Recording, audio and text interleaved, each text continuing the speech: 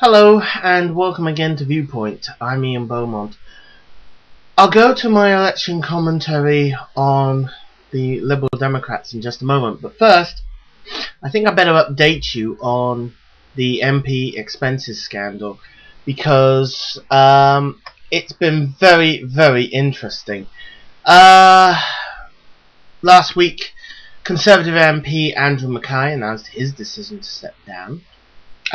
His wife only decided to step down today. His wife, by the way, is Julie Kirkbride, and she was amongst a group of MPs who were saying, no, we're not going to stand down. We're not going to submit to the pressure. You want us out, you vote us out. She decided to chicken out before facing the voters. She'd done the right thing, but for the wrong reasons. Anyway, to any MP who thinks that they might get away with this, that they can get to next year's election and get through unscathed, I've got words for you. I've got a lot of words for you, but basically they come down to this. Yes, give the voters the chance to throw you out of office like the charlatans you are. You really don't know how much anger this whole thing has caused. Two other MPs have stepped down. Labour's Margaret Moran and Conservative MP Christopher Fraser.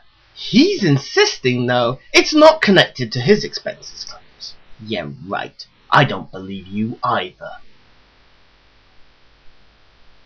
Anyway, that's enough on that. Let's get to our election commentary.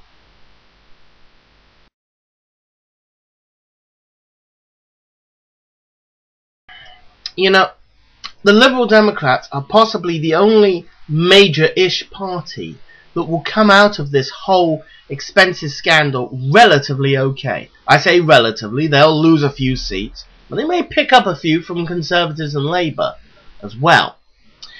The thoughts there being that they haven't really suffered. A few MPs have really gone to town on it, but rather than Conservative and Labour, it's not as wide an area, it's not as encompassing. There's been a couple that have really stood out, but other than that, it seems the Liberal Democrats have pretty much played not just within the rules, but within the spirit of the rules. So, my feeling is that come May the 4th, when the election is to be held, that there will not be a massive loss by the Liberal Democrats. In fact, they may gain a few, simply off the backs of Tory and Labour being the two parties that have really gone to town with this. So, if they pick up, what do you think that will mean for the general election next year? Well, it all depends.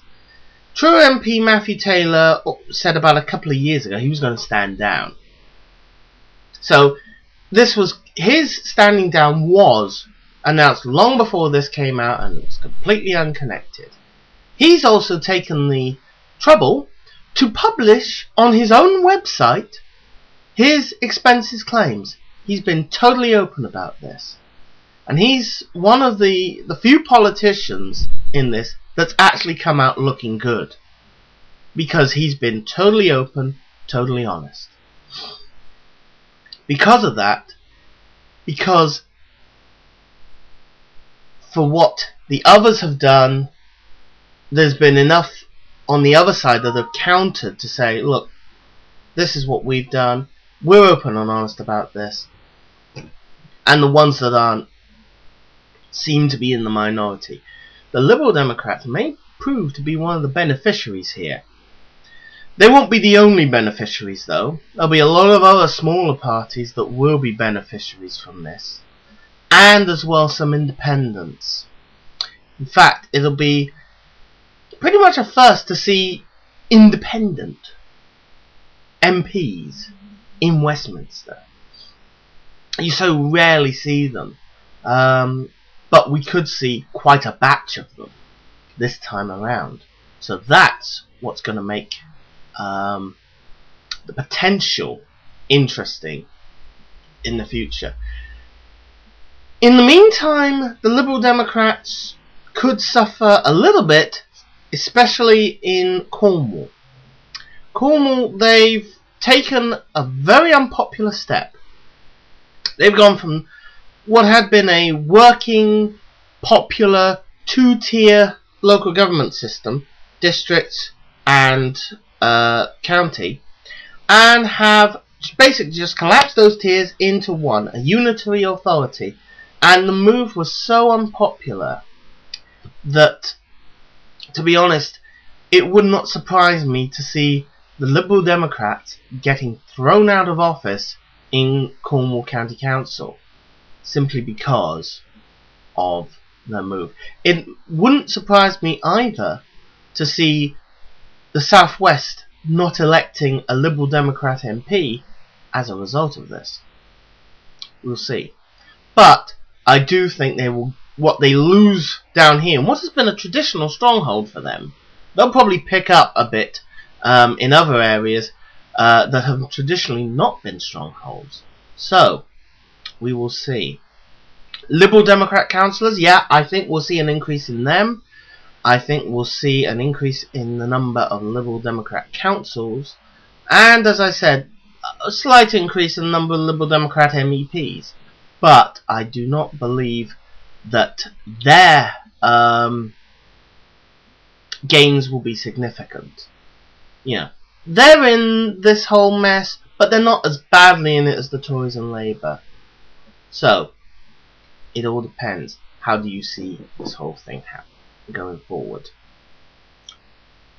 It'll be interesting to see the actual results when they come out on the Friday for the local elections and on the Sunday for the European elections, because it'll open up to our eyes just what could happen next year when that general election comes round.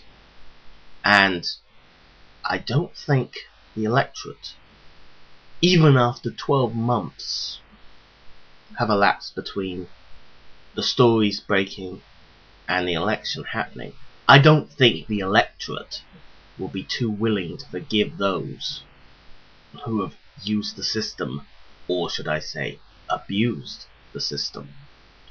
That's Viewpoint. I'm Ian Beaumont. Thank you for watching. Stay sharp, stay tuned. Bye for now.